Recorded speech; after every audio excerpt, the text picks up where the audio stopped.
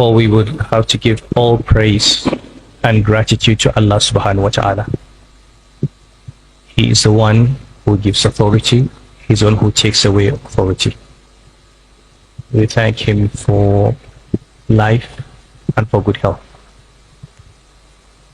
As you know, I was appointed the 14th Emir of the single emirate of Kano in June 2014. And now I'm reappointed as the Emir of the single emirate of Kano. In between that period, we did not have a single emirate. We had 5 balkanized emirates. And this was an injustice to the history of Kano. It was an attack on our history, on our culture, on our traditions. And it was an act of betrayal to our family. We thank Allah subhanahu wa ta'ala that today the emirate has been unified again. Its people have been brought together. That an injustice has been corrected. Because, as you know,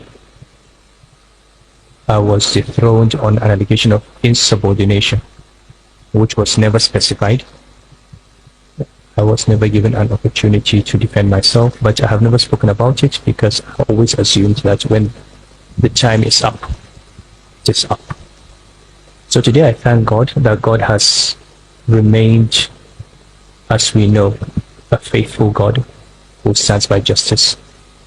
I would like to express my sincere gratitude to my brother, His Excellency, the Governor of the State, Engineer Abu Kabir Yusuf, my brother, His Excellency, the Deputy Governor, Comrade Amin Abdul Salam, His Excellency, the Speaker of the House, for making this possible.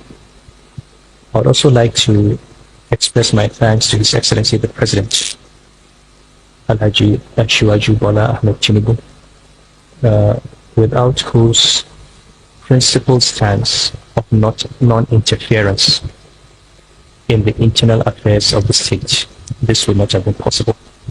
The President has shown that he is a respecter of the Constitution and the separation of powers. He recognizes that this is a purely local matter and that the government has a responsibility to do what is right for the state.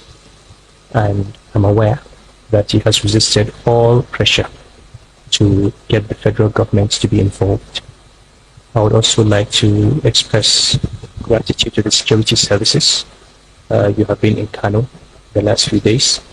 You have seen how happy people are, but you have also seen how exemplary the police, the DSS and other services have been in terms of maintaining law and order. I would like to assure both the state and federal government my loyalty, collaboration, cooperation in all matters that will further the interests of Kano and the interests of Nigeria. You can be assured that they will find in me a friend, confidant and an advisor. And we pray that this country and this state have peace and have development. There are always people who will try to cause instability, always people who will try to destabilize the system. But with the prayers to Allah subhanahu wa ta'ala and the commitment of all of us, they will not succeed. This is my prayer. This is for me a continuation of service that I started. It is also an opportunity God has given me to improve on my previous tenure. We all learn from our mistakes. We all remember what we did well and what we did not do so well. And it is our responsibility to improve on what we did well and to avoid those things that we did not do so well. Life is a continuous learning process. I've enjoyed the break of the 4 years. I've been grateful to God for the time spent. And I thank the people of Kano for their love. I thank them for their affection. I thank all the scholars, the business community, and the political class for the support they have given me. Thank you.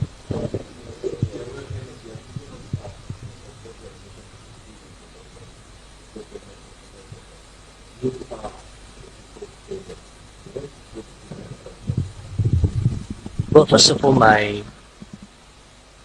advice to people is at this point in time, we need to exercise a lot of patience. I'm an economist, and I look at many things through the prism of economics.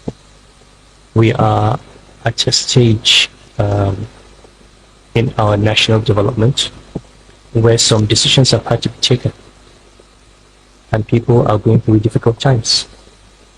But these difficulties are a result of many, many years of bad policy. So we should first of all understand that the current government is not the one that is responsible for the issues, but they do have to bear the burden. It is now their responsibility.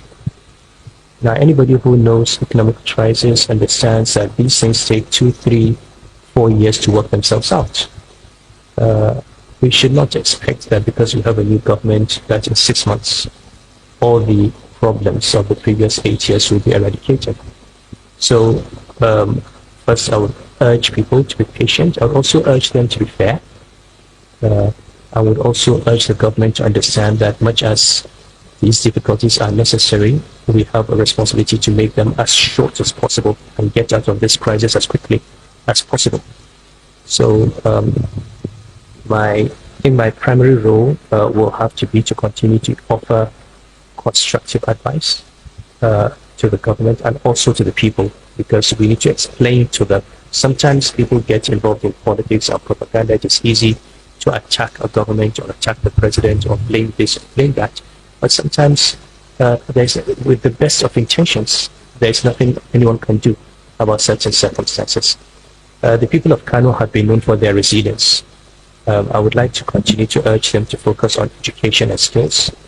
I would like them to, in particular, pay attention to the girl child. This has always been my conversation. I would like them to understand that it's very important that they do not rely entirely on the government for their livelihood. People should try and earn a living. And I hope the government will be able to create the opportunities for individuals to thrive and to earn. These are my